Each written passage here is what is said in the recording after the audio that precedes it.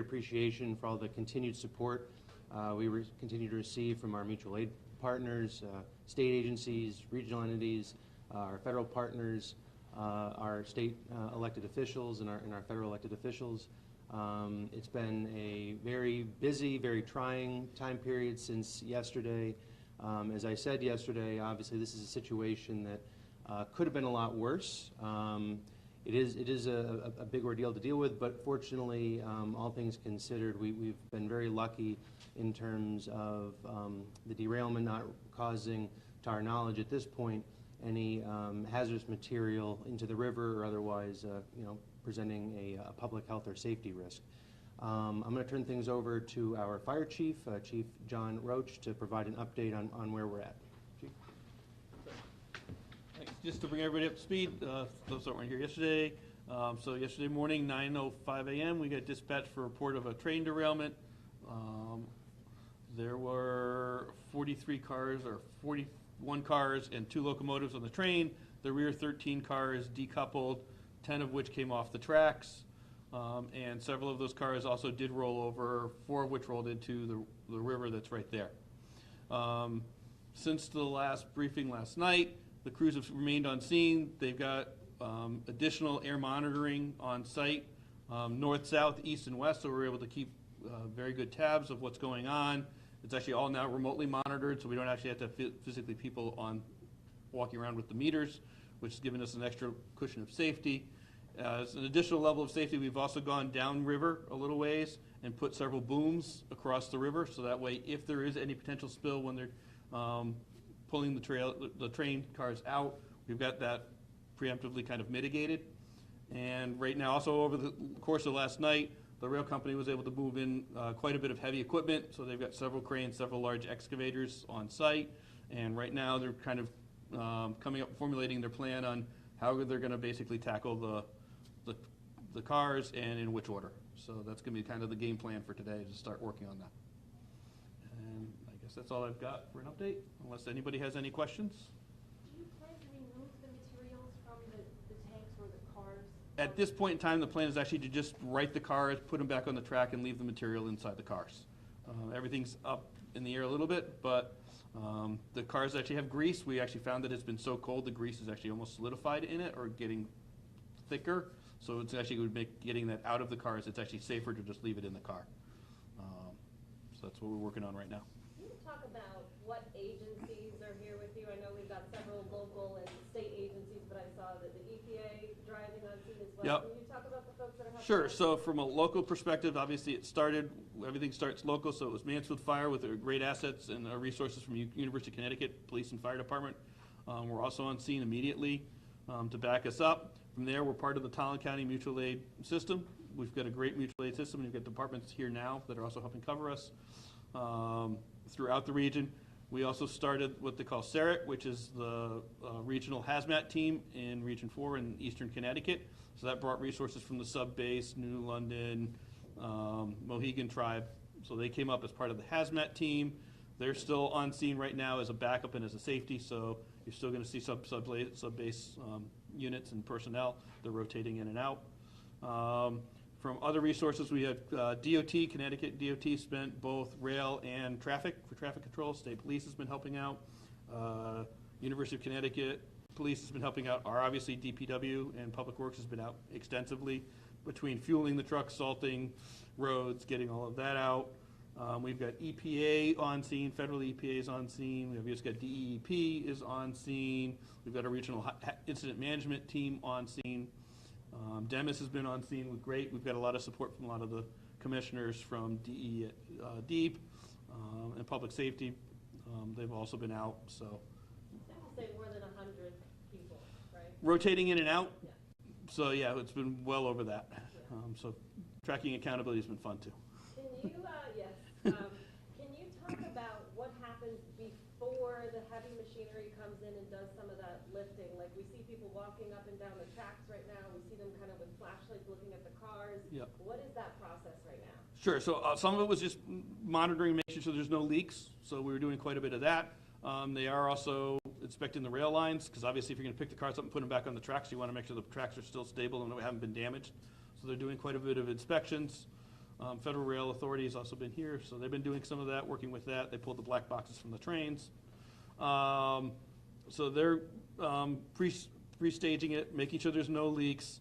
And then they've also got some of their supervisors for the cranes and the lift companies trying to make a plan of, okay, which cars supporting which, how are we balancing this, how are we going to get the machinery in. So there's quite a bit of planning goes in before anything physically. They don't just rush it in and grab the cars. They need to do it very methodically. Chief, I know there was some hope that the shelter in place would be lifted as of this morning for the residents' place. Where does that stand as of right now? So right now, it's more of a precaution than anything else.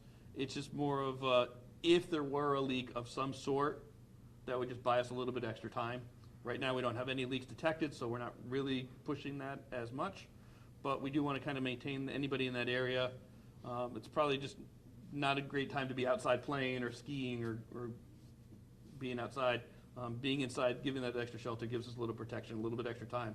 So if we do detect a leak, we'd be able to get a hold of somebody and let them know there's a problem. Any idea of when, I know it's, circumstantial, but any idea of when you might hope to have that lifted for the people that live closest to this area? That's going to be determined probably later today when we get a game plan of the rail cars and when they come up. The big thing is obviously when they start lifting some of these cars, we may want to just make sure that we've got a little extra layer of caution. You alluded to inspections. The tracks do seem okay at this point? That's up to the rail authorities and the rail companies. I mean, obviously, they are bringing some resources in by rail to get and trying to get the cars back on the tracks to get them out. So that's the game plan appears to be going that direction. This might be a question for those rail authorities. Yeah. What impact does this have on any traffic that's supposed to be getting through here right now? Yeah, everything's obviously shut down, so it's they're eager to get it reopened and back up and running. I know we heard from neighbors it was like two trains a day usually come by there. I don't know if you have any intel That's on that. typical. I mean, it's right behind the firehouse, so we're familiar with it. So usually 2-3 trains a day is fairly common. I don't know exactly their volume and where exactly they're going, but yeah, they are eager to get it up and running as well.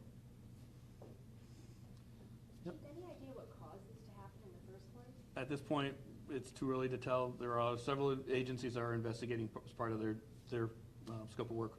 To be honest, my job is to pick up the mess. So. What has it been like? I know that, you just mentioned there's more than 100 people on a rotating basis, coming in and out to really deal with this. Yep. Just from the standpoint of the people working here, I mean, what's that been like? I know it's been an around-the-clock effort. Talk to me about the hard work that they've been putting in. Yeah, obviously the cold's hard. Cold, ice, slippery conditions, so we have to be real careful with that. Everybody's been great putting in a lot of effort, but it's tiring. So again, we've also got a lot. I want to also thank we got a lot of support from the community. Some of the local restaurants have been helping out, getting hot food and hot coffee and things like that. And things like that really do go a long ways when you're on scene and you're cold and you're tired. So it's been great getting that. We've just had to slow things down and do a little bit more methodical and make sure we're working in teams and buddy systems and all that. And we've got backup and eyes on eyes and things like that. And then again, like last night when they had to put the booms out, we actually had to bring out one of the regional dive teams. That way they've got the cold water suits. So that way we knew they had the extra level of protection because of the ice and the cold water. So we do have to take extra steps. So it slowed things down a little bit. Chief, just to piggyback off that, the cleanup effort through this weekend with those wind chills reaching, negative 10, 20 degrees in some parts of the state here. What does it look like in terms of cleanup going into the weekend, and how does that cold weather affect? According to the train company, they're going to keep moving, but obviously it is going to slow the operation down a little bit. And what we are also doing is we're bringing in like large heated tents, and we've got rehab trucks coming in and heated shelters. So we're trying to plan on that, and it's just going to be a matter of having extra manpower and extra staffing on site, so that way we can rotate crews on a frequent basis. So that way, if they do get cold, we can warm them back up. So it just means we need more resources. I know you're working out the timeline now. Yeah. It's hard to answer this question, but do you know when maybe you're going to actually start using some of that heavy machinery? By later this morning. So the first half came in last night. The second half of their crew is coming in. They're supposed to be actually on site 7 a.m. this morning. So we're expecting that they're going to get their full crew together. As I said, some of the supervisors were last night. We're going through and kind of pre-planning what they want to do. And so I'm sure they're going to be by midday today, you're gonna see things up and moving. Because again, not all the cars are fully over, some of them just need to be picked back up and put on the tracks, and those are gonna be pretty quick operations, so I think you're gonna see stuff move pretty quick. Probably have to do more plowing, right? Yep, so. And I gotta thank also the owners of the Spring Hill Farm. This is on private property, it's their farm, but they've been really great and accommodating for all of the first responders. They've opened up their facilities, given us a parking lot, and actually came up with some of their machinery and plowed and actually made us like an access road into the site. So we really appreciated their help and support, and they've been a great partner to work with. And just to kind of summarize this for anyone who's, you know, watching any of our channels right now, or will see this information later this morning, really for the people that live in this area, what are the big bullet points they need to know, and what should they really be doing this morning and throughout the rest of the day as this cleanup process is really just kind of beginning? So understand that right now, we don't have any detectable leaks for any of the propane or any of the hazards that are on that train. So we're closely monitoring that. I would just say try and stay out of that immediate area if at all possible, just to give us time and space to work. And they are still bringing in more heavy machinery, so that's part of just getting in and around. So if we can get that space kind of cleared out and not have to deal with traffic, that would be great. And then just people just kind of be aware or be alert of what's going on. And again, that shelter in place is more of a precaution, but just, I would just, if you're in that immediate area, I would just try and stay inside in case there is a leak. That way we can get a hold of you, we can call you, we can notify you. And we can also have people sign up for the emergency reporting systems that we have in town. Any other questions? All set? Anybody else? Thank you very much. Thank you all.